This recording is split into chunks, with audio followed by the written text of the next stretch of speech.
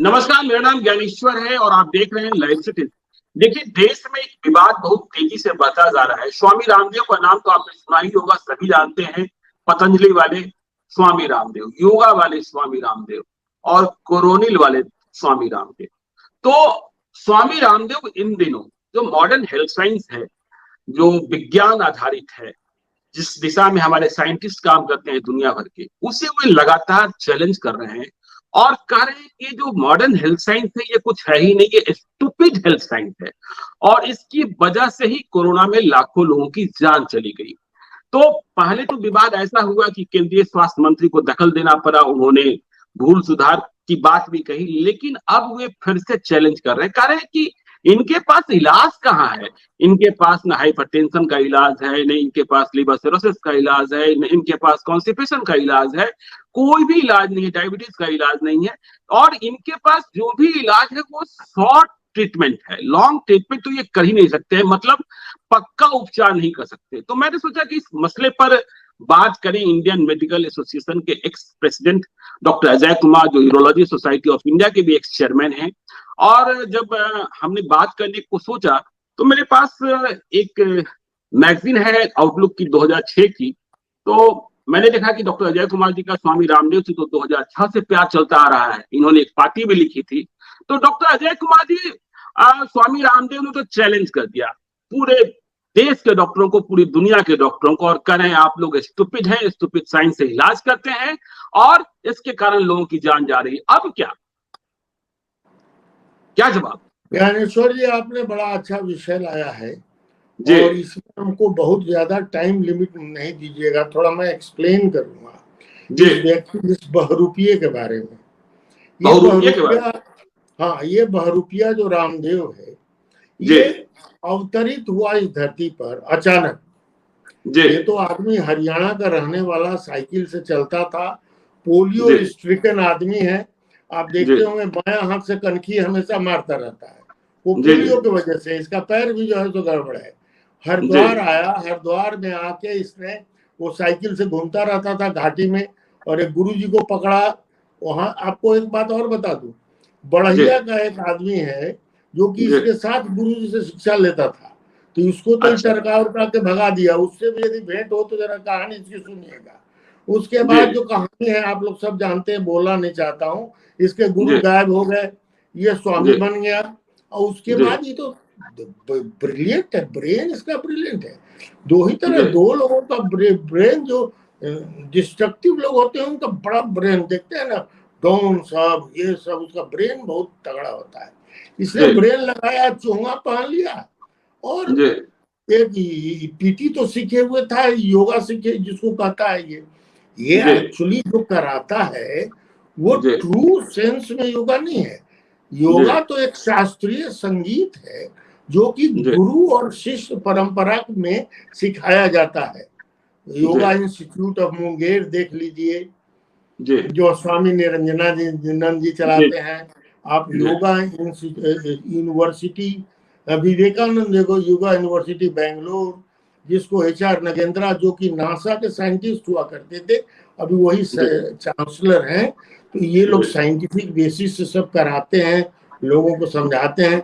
ये तो pop music बना दिया ना शास्त्रीय संगीत को। लेकिन इनके प्राणायाम को भी तो आप लोग कहते हैं कि इनके प्राणायाम को आप लोग फॉलो कीजिए।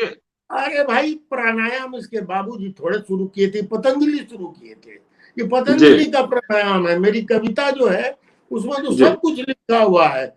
तो उसको इसने देह को मोड़ मड़ोड़ करने वाला आदमी है, पीटी मास्टर है, और ऊपर से चोंगा पहन लिया, दाढ़ी बढ़ा लिया, तो ये अपने को बना दिया कि हम योगी हैं।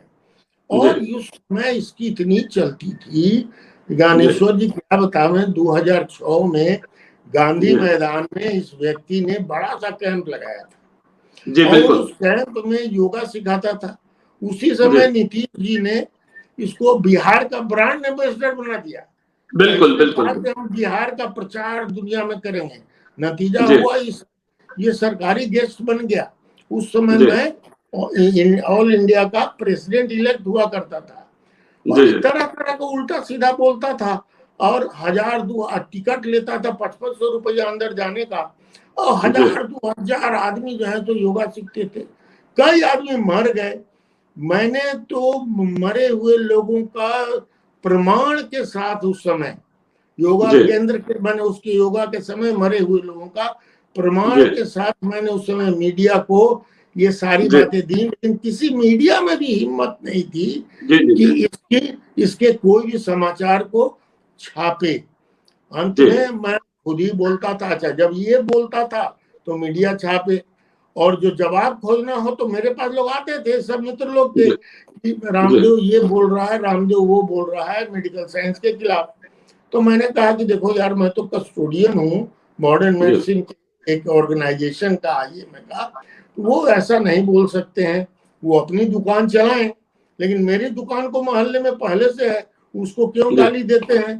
तो जब मुझसे उनका वाद विवाद मैंने काफी चला, तो एक दिन गुस्से में उन्होंने ये भी कह दिया कि उस मूत्र रोग विशेषज्ञ को मेरे सामने बुलाओ, मैं उसका मूत्र उतार दूंगा। डॉक्टर अजय कुमार को कहा स्वामी रामदेव ने। हाँ, तो मैं लोगों ने आकर मुझसे जब कहा तो मैंने कहा देखो भाई, मैं मेरा संस्कार उतना गिरा हुआ नहीं है जो उनके शब्दों का इस्तेमाल उनके शब्दों से दूं, लेकिन मैं शास्त्रार्थ करने के लिए तैयार हूं, जहां भी कहें शास्त्रार्थ हमसे करें।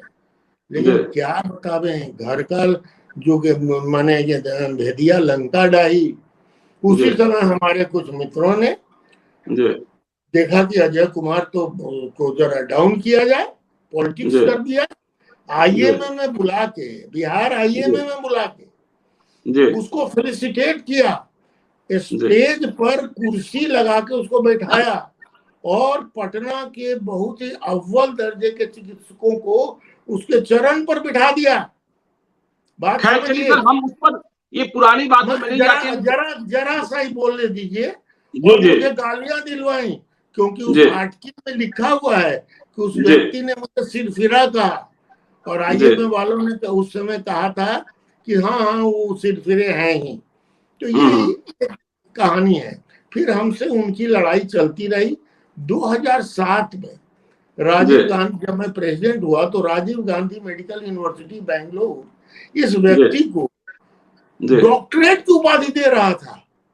मैंने प्रेस कॉन्फ्रेंस किया, इमीडिएटली उसको रोकवाया। बाद में मालूम हुआ वहां के गवर्नर इनके भक्त थे, जो हमारे बिहारी के थे, और वो गवर्नर साहब ने उनको as chancellor of the university press कर रहे थे कि उसको डॉक्टरेट दे दीजिए।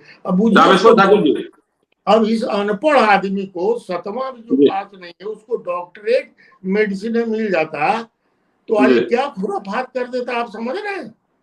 तो खैर डॉक्टरेट रोकवाया, बहुत झंझट हुआ इस आदमी से। एक बार एक चैनल ने कहा कि आप लोगों का बहस करावेंगे, ही भाग गया। एक चैनल झंझट की बात, ये डॉक्टर अजय कुमार जी आप झंझट की बात कर रहे हैं, लेकिन वो तो कह रहे हैं कि आपके मॉडर्न हेल्थ साइंस में कोई इलाज है ही नहीं। वो हाइपरटेंशन का नाम ले रहे हैं, वो डायबिटीज का नाम ले रहे हैं, थायराइड का नाम ले रहे हैं, लिवर सिरोसिस का नाम ले रहे हैं, और कह रहे हैं कि कब्जियत, कॉन्स्टिपेशन, कि आपके पास तो कोई इलाज है ही नहीं, बस ऐसे ही है, जो है वो उन्हीं के पास है। हम लोग का अंग्रेजी में कहावत है, growing out of his boots, out of his boots.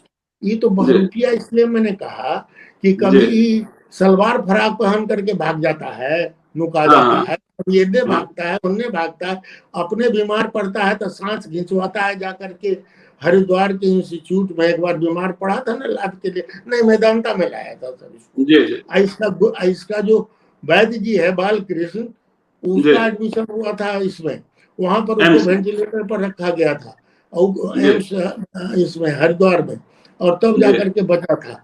तो और अभी हाल में आपने सुना होगा, इसका जो गौरक्षा जो करता है सब, उसका बंसल उसका हेड है, वो कोरोना से मर गया। वो कोरोना से मर गया। ये आप देखिए, इतना बड़ा बिजनेसमैन है, एक्चुअली बिजनेसमैन, और वो इस सारे रूप बनाता है अपना बिजनेस। इसके पास एक ग्रुप ऑफ पीपल है जो कि बिजनेस उसको सामने रख के चलाते हैं, क्योंकि ये वाक्पटु व्यक्ति है और ये रूप बदलता है गिरीड की तरह, तो इसको सामने रखते हैं। अब बोलिए, ये जितना घी बेचता है शुद्ध गाय का घी, उतना तो पूरे देश की गाय दूध भी नहीं देती है, घी कहाँ से उतना आएगा।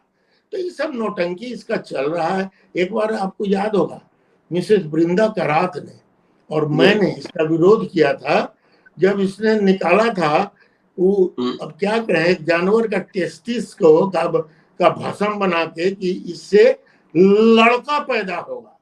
अरे एक से एक ब्लैक मैजिक ही करता रहता, लड़का पैदा करने का वो भस्म बनाया था, बड़ा कंट्रोवर्सी हुआ था, उसमें भी मैं इससे भिड़ा था, और इसने एक आध बार हमको धमकी भी भिजवाई थी अपने भक्तों के द्वारा, लेकिन इससे मैं डरने वाला व्यक्ति नहीं था।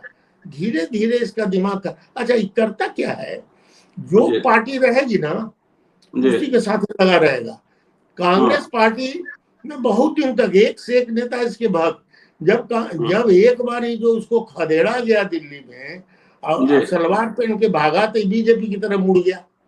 अब देखिए बीजेपी में भी जरा सा, अच्छा पैसा इसके बाद अथा आ गया, अब इसको जो है सो फाइनेंस करता रहता है सबको, कोई आदमी बोल भी नहीं करता है इसके खिलाफ।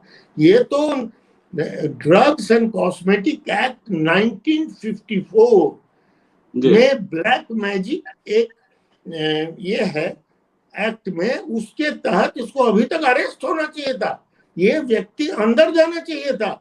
जो आदमी 7वां पायरे, भाई ठीक है आयुर्वेदाचार्य भी रहो तो बहस करो तो अच्छा लगता, और हम लोग आयुर्वेदाचार्योों से बहस करते हैं। हम लोग योगा हम ये आचार्य ये जो है क्या HR नागेंद्रा पटना आए थे, उनके साथ बैठ के बहुत देर हमने बात की।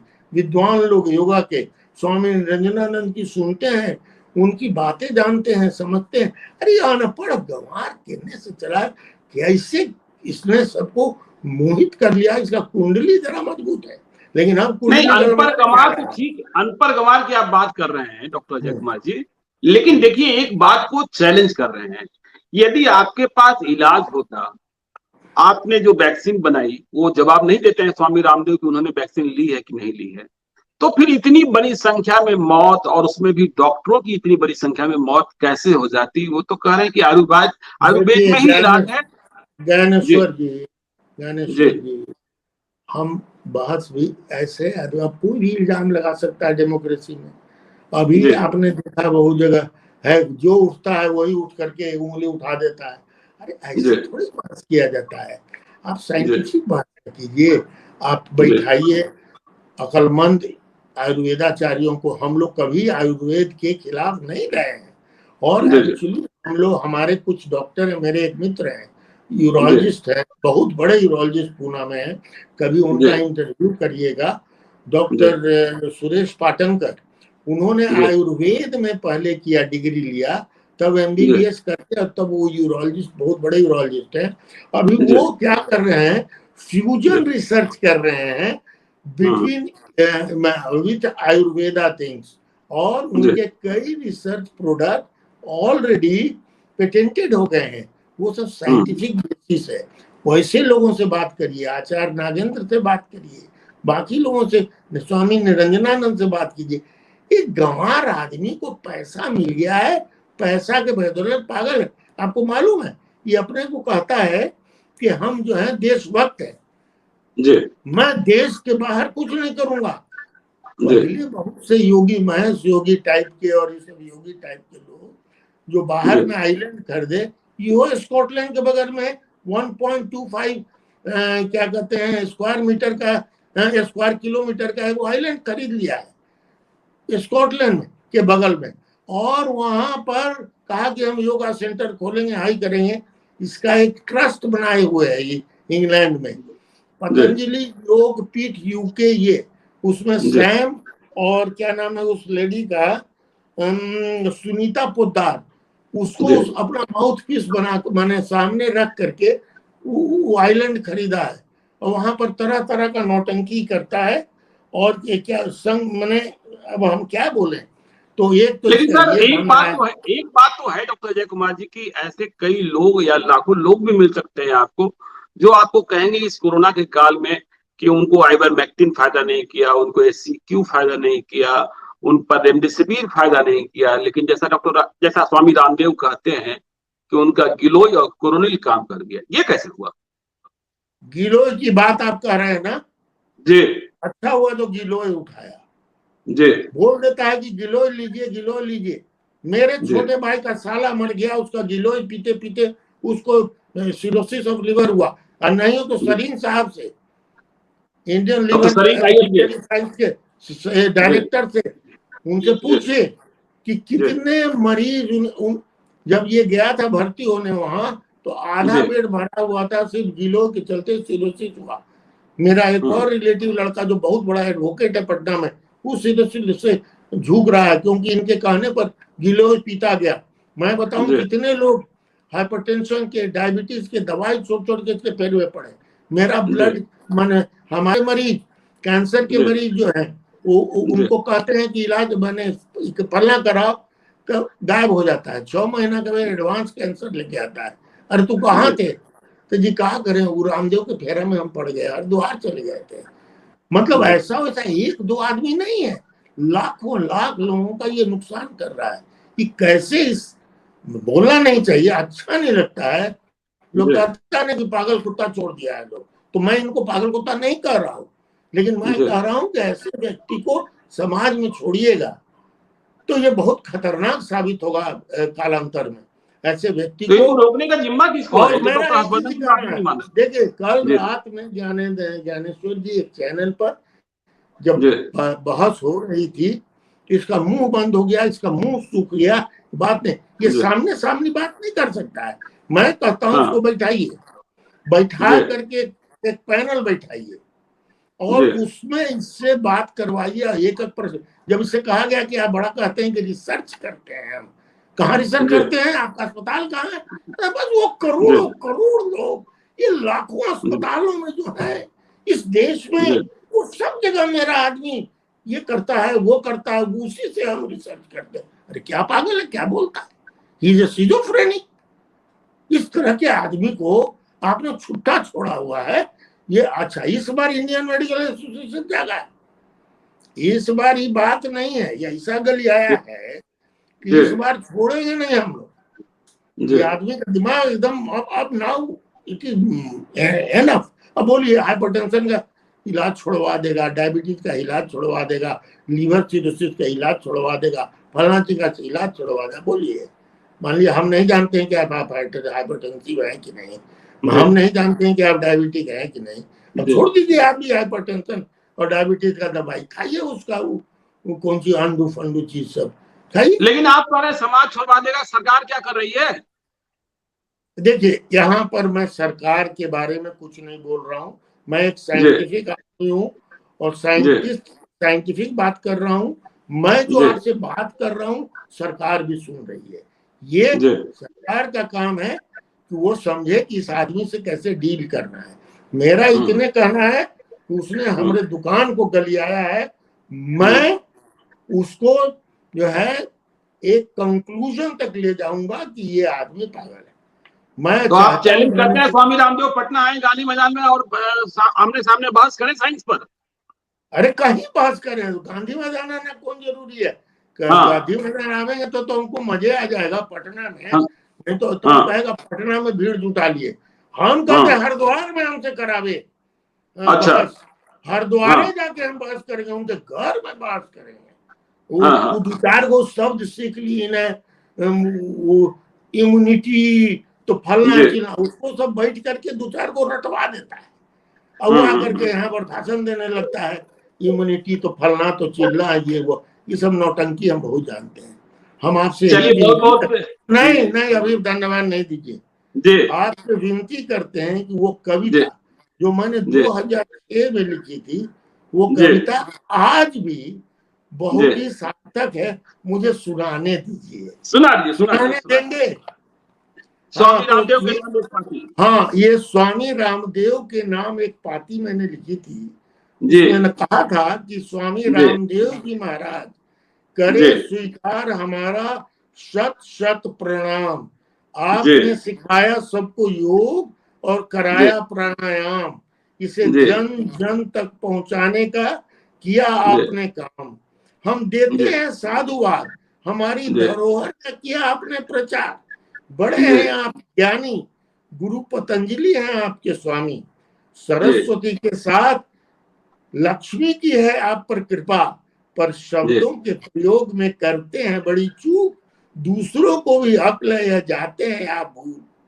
स्वामी को नहीं करना चाहिए अभिमान, निंदा से रहें दूर और करते रहें अपना काम। आप बड़े स्वामी हैं और हम हैं अधना चिकित्सक, छोटी मुंह बड़ी बात, एक उंगली मुझ पर तो 3 आपकी तरफ स्वामी। कभी भूल कर भी हमारी न करे मान हानि, जब सम्मान पर बनाता है इंसान कुछ भी करने को आमदा हो जाता है। मेरी आपसे यही है विनती, अपनी डफली बजाते रहिए, लोगों में अलख जगाते रहिए, धन उपार्जन के नए नए हथकंडे अपनाते रहिए, एलर्जी दूर करने को बादाम और काली मिर्च शहद में चटाते रहिए। बख्श दीजिए हम चिकित्सकों को, चलाते रहिए अपनी दुकान। स्वामी रामदेव जी महाराज आपको शत शत प्रणाम। बहुत बहुत धन्यवाद। करना चाहते हैं तो बंद कर दीजिए। जी बहुत बहुत धन्यवाद। हम लोग इस मसले पर फिर मिलेंगे और चर्चा करेंगे विशेष रूप से कि जो भस्म इन्होंने बनाया था बेटा पैदा करने वाला, उसका क्या हुआ। तो आज के लिए इतना ही। आप देखते रहिए लाइव सिटीज को। यदि अब तक आपने हमारे यूट्यूब चैनल को सब्सक्राइब नहीं किया जरूर कर लीजिएगा, और यदि इस वीडियो को फेसबुक के माध्यम से देख रहे हैं तो पेज को लाइक कीजिएगा। बहुत बहुत धन्यवाद। नमस्कार।